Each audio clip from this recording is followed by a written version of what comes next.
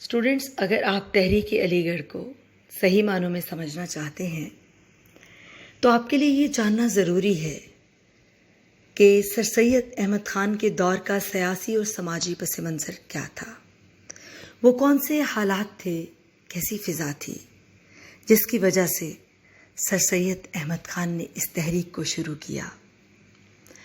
Students, آپ میں سے بعض ضرور جانتے ہوں گے کہ ہندوستان کی سرزمین اپنی دولت اور زرخیزی کی وجہ سے ہمیشہ سے بیرونی حملہ آوروں کی نظر میں رہی۔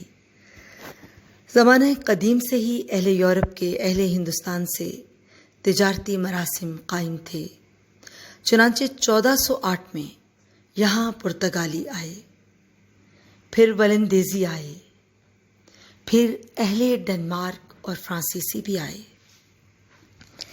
انگلینڈ کی ملکہ الزبتھ اول نے ایسٹ انڈیا کمپنی کو 31 دسمبر 1600 میں ہندوستان کے ساتھ تجارتی مراسم قائم کرنے کی اجازت دے دی۔ ہندوستان کے داخلی انتشار کی وجہ سے، حکمرانوں کی باہمی چپقلش کی وجہ سے انگریزوں کو اپنی قوت مستحکم کرنے کا موقع ملا۔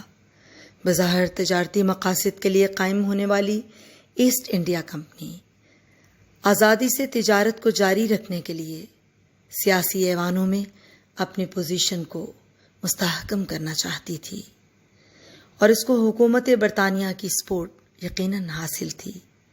اسی لیے ایسٹ انڈیا کمپنی کے تجارتی مراکز فوجی طاقت کے مرکز بھی تھے اور سیاسی اثر و رسوخ بڑھانے والے پلیٹ فارم بھی تھے۔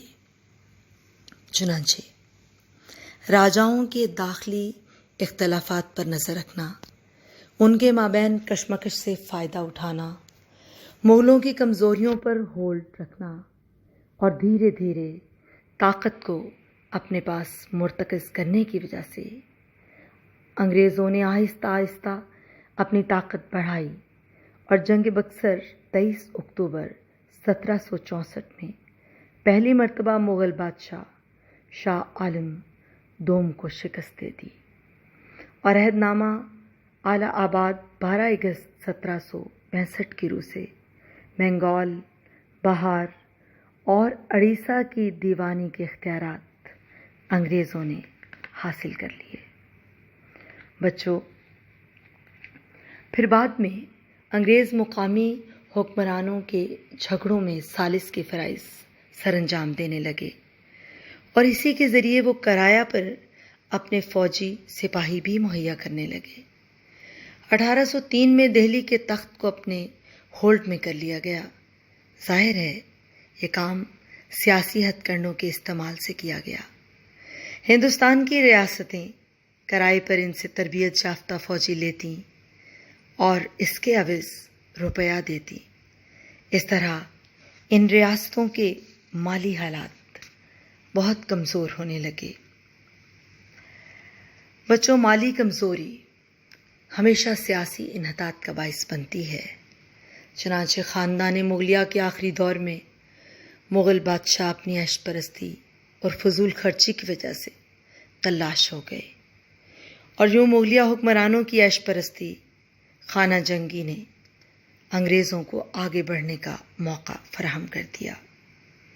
مرہٹے، جاٹ اور بیرونی حملہ آوروں نے ہندوستان کی فضا کو غیر یقینی بنا ڈالا تھا۔ انگریزوں کی بڑھتی ہوئی قوت ہندوستان کے عوام کے لیے پسندیدہ نہیں تھی۔ انگریزوں کی پالیسیز سے ہندوستان کے عوام نفرت کرتے تھے اور بدظن ہو چکے تھے۔ 10 مئی 1857 میں انگریزوں کے احکامات سے تنگ آ کر انگریزوں کے انڈر کام کرنے والی ہندوستانی فوجیوں نے میرٹھ کی چھاؤنی میں انگریزی اقتدار کے خلاف احتجاج کر دیا، جسے انگریز تاریخ میں غدر کا نام دیتے ہیں، جبکہ ہندوستانی اسے جنگ آزادی کے نام سے پکارتے ہیں۔ یہ جنگ آزادی اگرچہ کامیاب ثابت نہ ہوئی، مگر پورے ہندوستان میں اس کے اثرات مرتب ہوئے، اور ہندوستانیوں نے انگریزوں کے خلاف اپنی نفرت کا کھل کر اظہار کیا۔ متعدد انگریزوں کو قتل کر دیا گیا، مگر انگریزوں نے اپنی دفاعی طاقت کی مدد سے اس جنگ آزادی کو ناکام بنا دیا۔